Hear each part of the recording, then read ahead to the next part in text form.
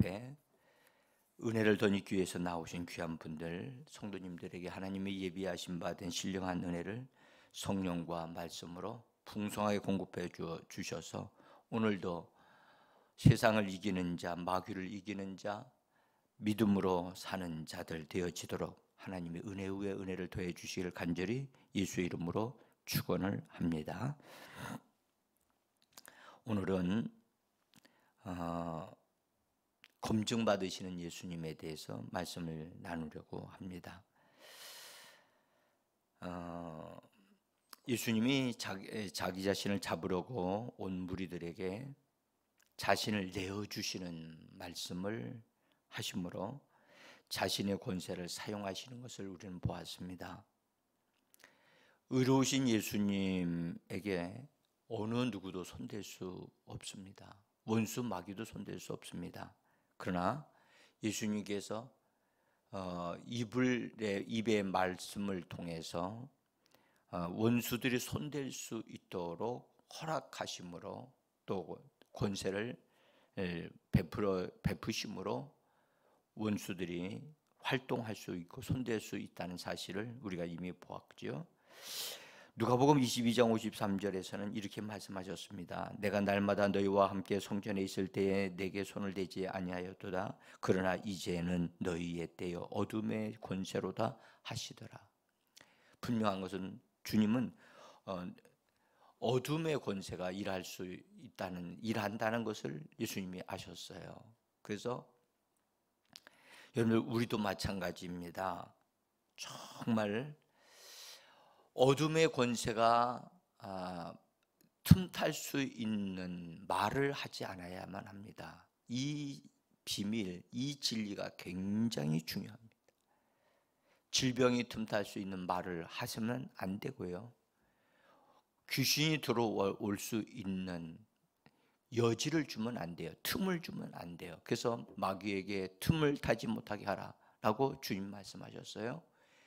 원수들이 틈타고 들어오서 역사할 수 있는 것은 여러분들 반드시 우리가 그런 부분들에 대해서 용납을 하거나 이미 허락해야 하지 않으면 손댈 수 없어요.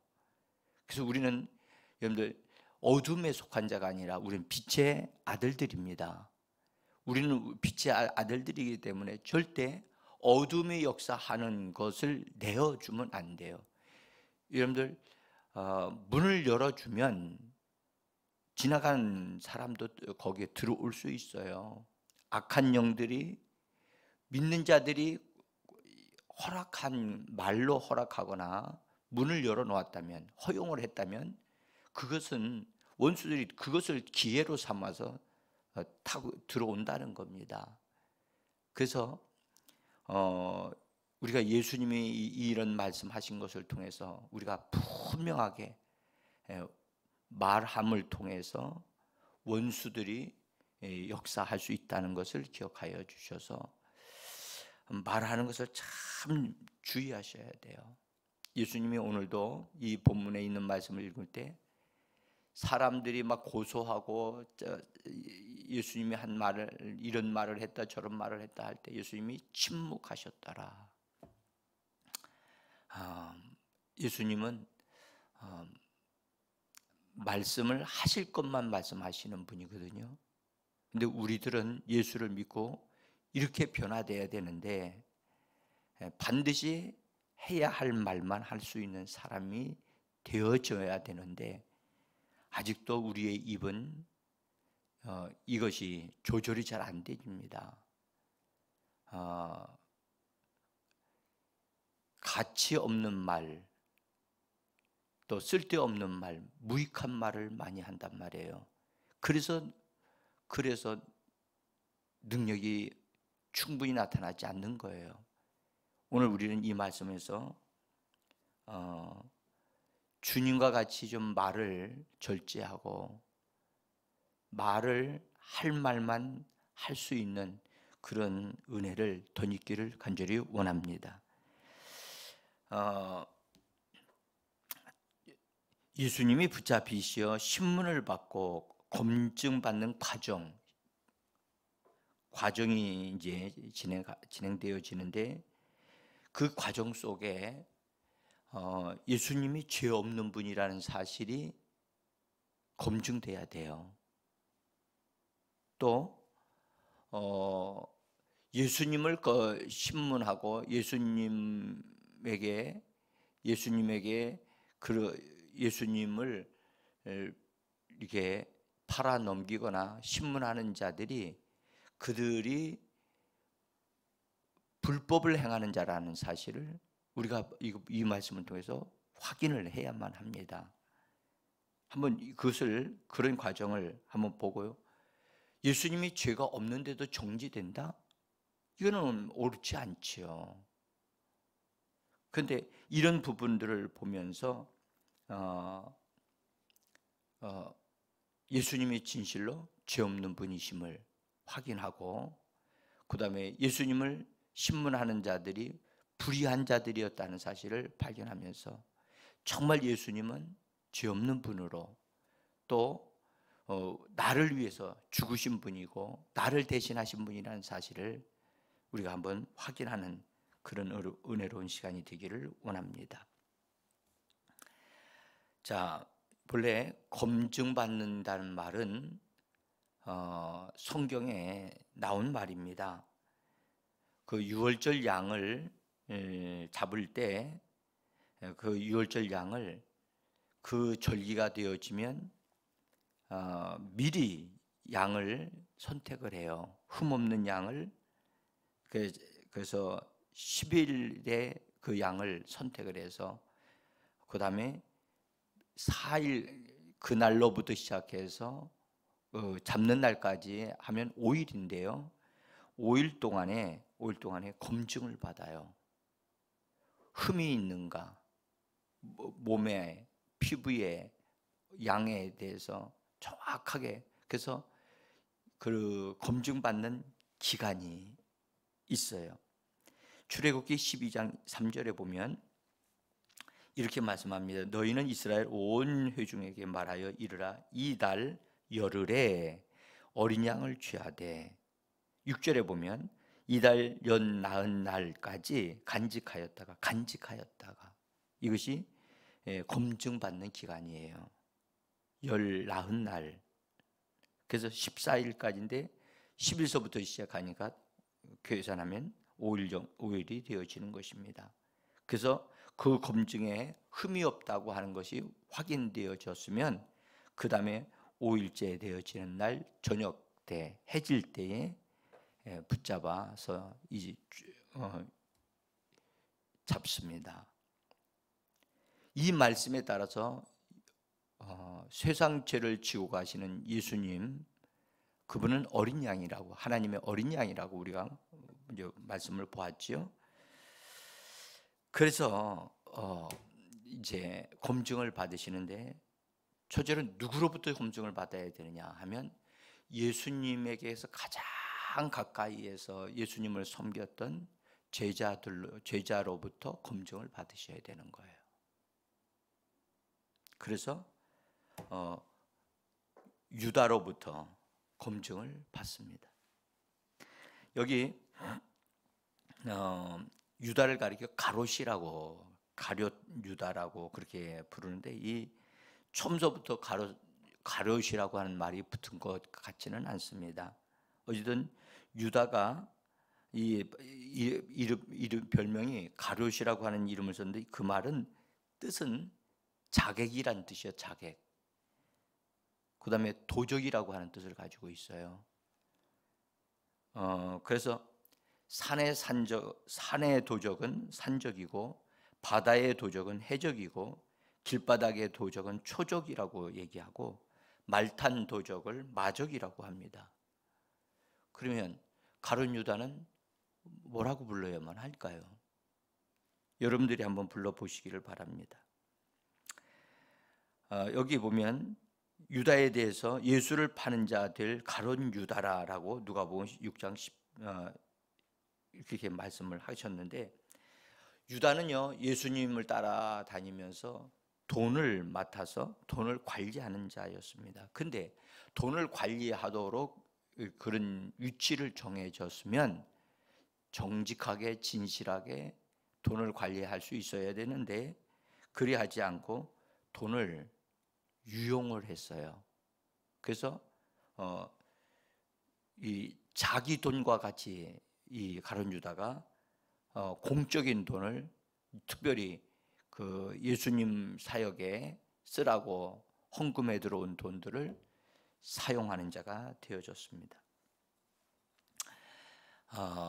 가룟 유다는 예수님을 따라다니면서 말씀을 들었지만 그 말씀을 통해서 자기를 바르게 세우려고 하지 않고 내면의 변화 없이 내면에 거짓된 상태, 예수님의 말씀을 들었더라면 그가 도둑질할 수 없었겠지요.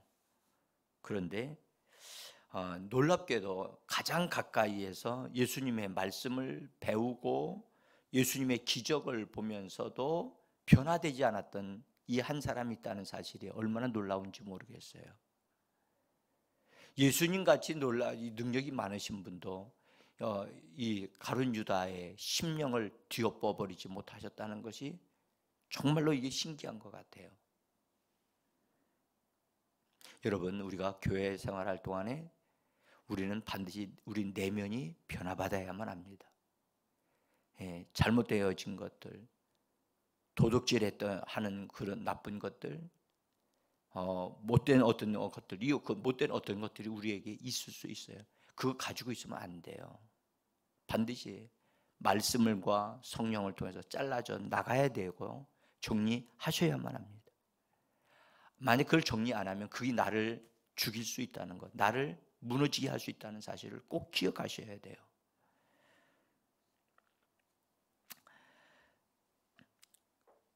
그런데 이제 그 대제사장들과 장로들이 예수를 잡아 죽일 계획을 하고 있을 때 예수님께서 그 베다니에 있는 시몬의 집에 방문을 하셨는데, 이 시몬은 본래 나병 환자의 집이었어요. 시몬이 나병 환자였던 것 같아요. 근데 예수님에 의해서 치료를 받아가지고 고침받은 그런, 그래서 항상 이분은 감사해서 예수님을 대접하기를 힘쓰는 사람이었는데, 그 집에 예수님이 들어가셨어요. 그 집에 들어갔더니 거기서 한 여인이 예수님의 머리에다가 옥합의 그 향유를 예수님의 머리에다 붓는 놀라운 일이 벌어집니다. 그 놀라운 것을 봤던 제자들이요, 향기가 팍 나고 막 예수님의 머리에 부어지니까 허비하는 것 같이 보여져서 그들은 낭비한다고 생각이 들어서 화를 내면서 제자들이 여인에게 말을 합니다. 무슨 의도로 이것을 허비하느냐? 예수님의 머리에다 붓는데 이 여인은 믿음으로 붓고 있는데 제자들은 그것을 허비한다고 지금 보고 있는 거예요. 우리들이요, 주님을 위해서 어떤 것을 물질을 쓸 때 세상 사람들이 볼 때는 또는 다른 사람들이 볼 때는 허비하는 것 같이 보여요. 근데요, 여러분, 거룩한 허비가 있다는 것, 거룩한 낭비가 있다는 것을 꼭 기억하셔야 돼요. 인간이 볼 때는 허비하는 것 같고 낭비하는 것 같아도 주님의 이름과 주님을 위해서 하는 그것은 절대 여러분들 그것은 낭비가 아닙니다. 우리 주님이 기억하시는 것이라는 사실을 꼭 기억하셔야 돼요. 교회를 위해서 함께 고난받고 함께 물질로 동참하고 함께 헌신하는 건 우리 주님은 결코 그걸 잊지 않으세요. 그걸 기억하세요. 주님께 심는 자는 그것을 주님이 수만 배로 갚아주신다고요. 그래서 교회의 일을 억지로라도 짊어지고 가면, 억지로 예수님의 십자가를 짊어지고 갔던 그 사람은 그의 자손이 복을 받게 되어졌어요. 그래서 정말로 주님의 일들에 우리가 믿음으로 동참한다는 게 얼마나 놀라운 일인지 몰라요. 세상의 일들은요, 사람들에게 보이기 위해서, 자랑하기 위해서, 자기가 뭔가를 얻기 위해서 뭔가를 투자하고 뭔가를 일을 합니다. 그러나 교회의 일은 그렇지 않습니다. 주님이 보시기에 주님 앞에서 하는 거기 때문에. 근데 이것을 보았던 그 제자들은 분개하면서, 성경 그랬어요. 분개하면서 무슨 의도로 이것을 허비하느냐?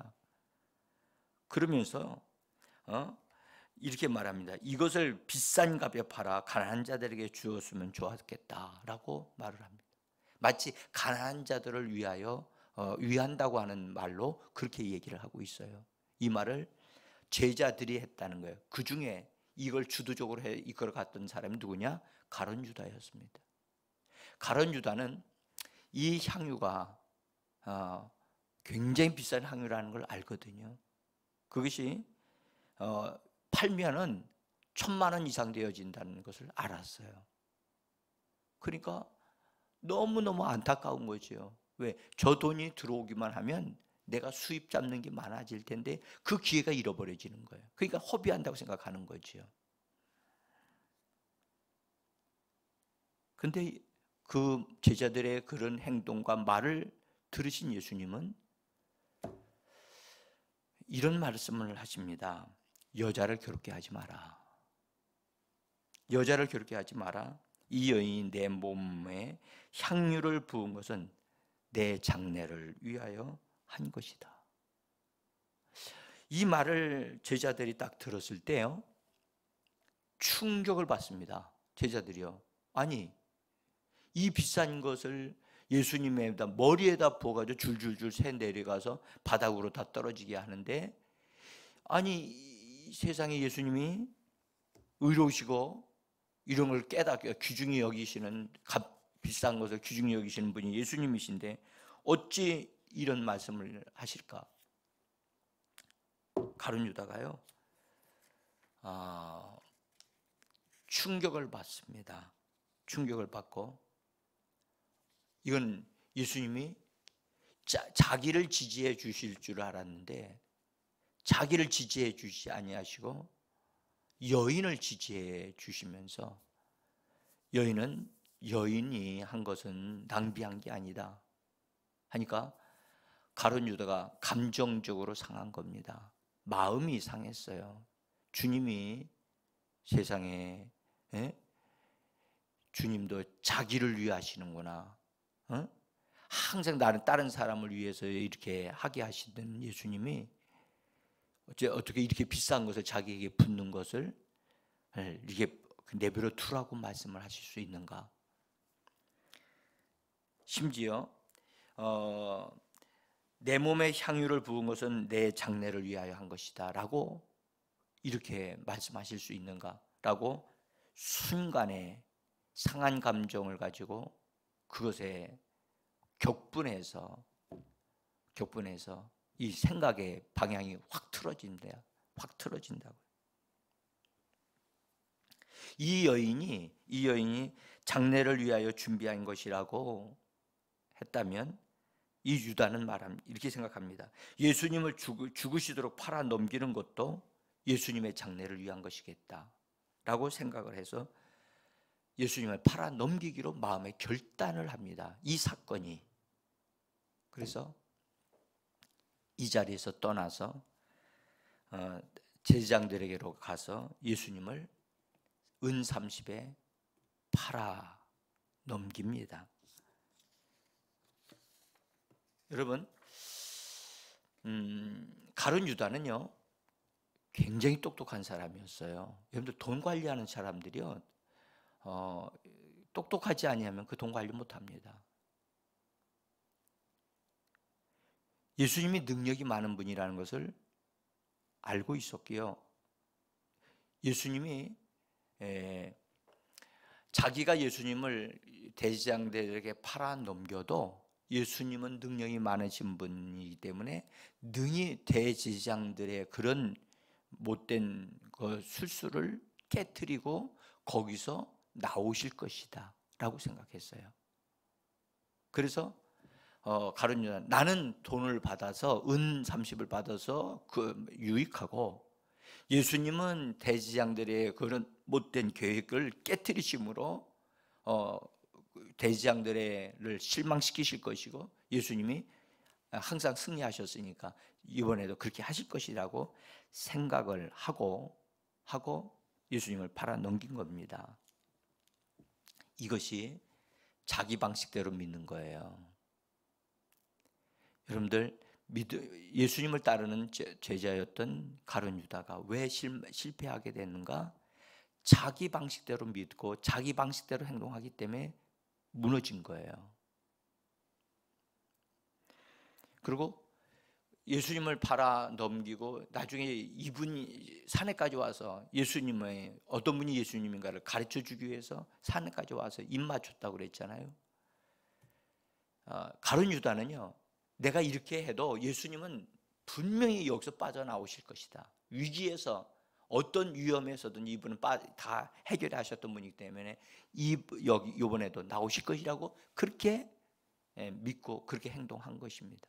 근데 놀랍게도 예수님은 가룟 유다의 생각과는 전혀 다르게 예수님이 팔려 가셨고, 그 다음에 붙잡혀 가셨고, 또 대제사장들의 그 집에까지 가룟 유다가 들어가서 보니까 예수님이 재판을 받으시네요. 재판을 받을 때 분명하게 당당하게 다 이기고 나오시리라고 생각했는데 그 자리에서 정죄를 받는 거예요. 그리고 사형에 해당하다라고 하는 언도를 받습니다.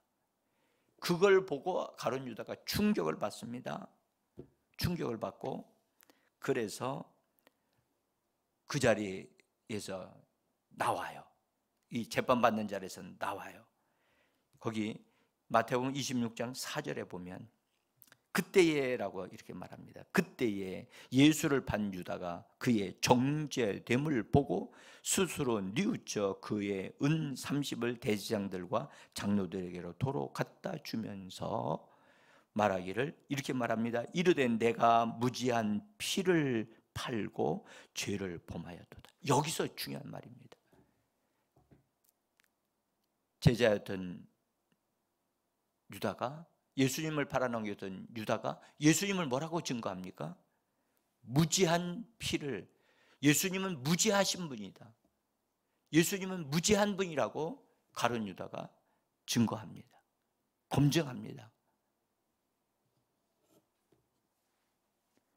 자, 그 다음에 두 번째로 우리가 검증받으시는 예수님을 통해서 알 수 있는 것은 예수님은 대제사장들과 장로들 앞에서 종교적인 재판을 받습니다. 여러분들, 이 종교적인 재판 자리에 선다는 거요, 엄청나게 이거 두렵고 떨리는 일입니다. 그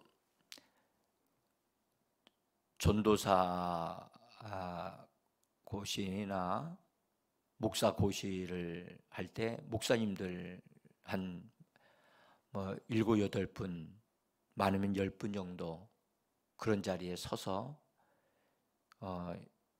시험을 치르기 위해서 서게 되어질 때요, 모든 분들이요 엄청나게 떱니다. 떨고 두려워합니다. 제가 그걸 보면서 어떤 분은요 그 자리에 서가지고 나중에 막 울고 그런 분들도 저는 봤어요.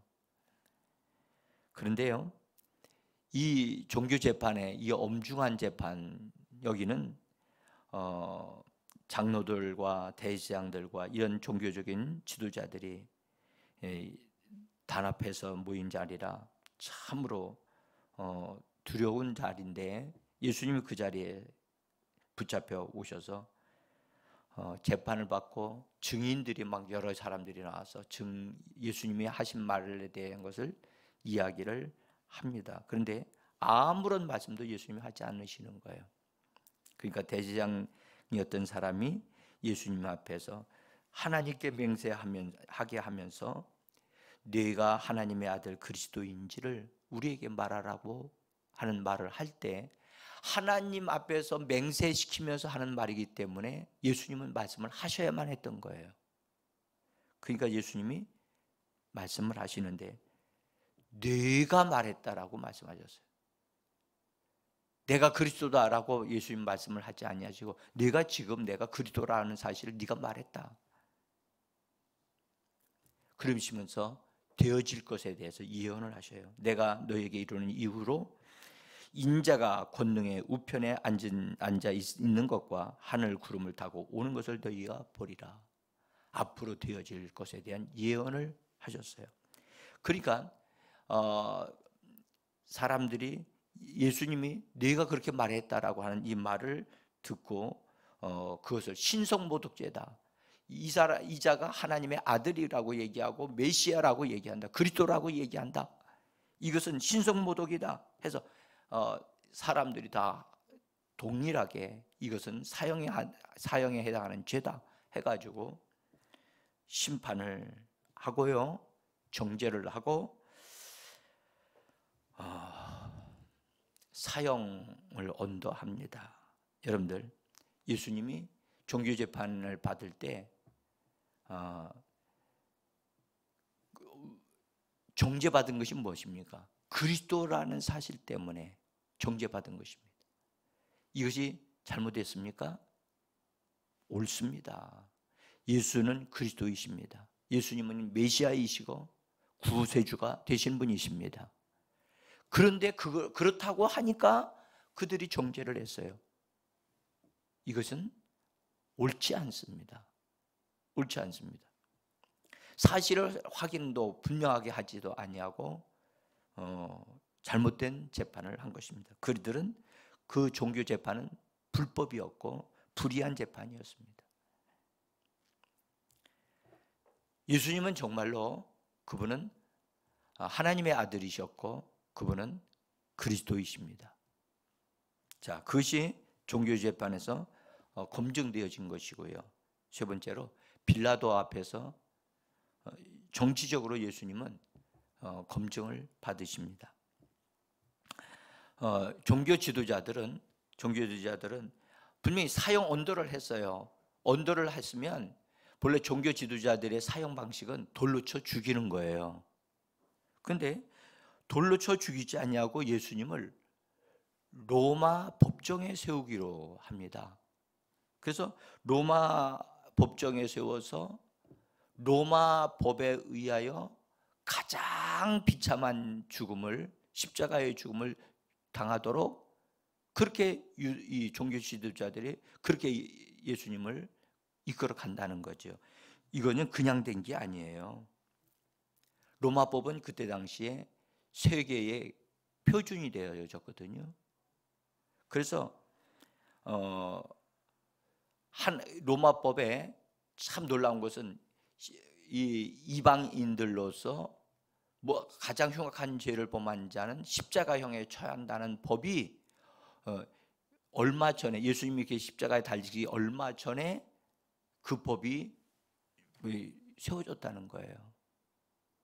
그래서 예수님은 로마인이 아니기 때문에, 이방인이기 때문에 십자가에 못 박도록 그 법에, 이것은요 하나님이 주권적으로 개입하신 부분이라고 저는 봅니다. 예수님의 죽으심은 온 인류를 위한 죽음이라는 것을 알게 하시려고 그렇게, 그래서 온 인류를 대표하는 로마법에 의해서 예수님이 재판을 받으셨는데 그 재판장이 빌라도였습니다. 이 빌라도는 이 뭐라고 그래요? 이것도 아니고 저것도 아니고 아주 정치적으로 타협을 잘하는 사람이었어요.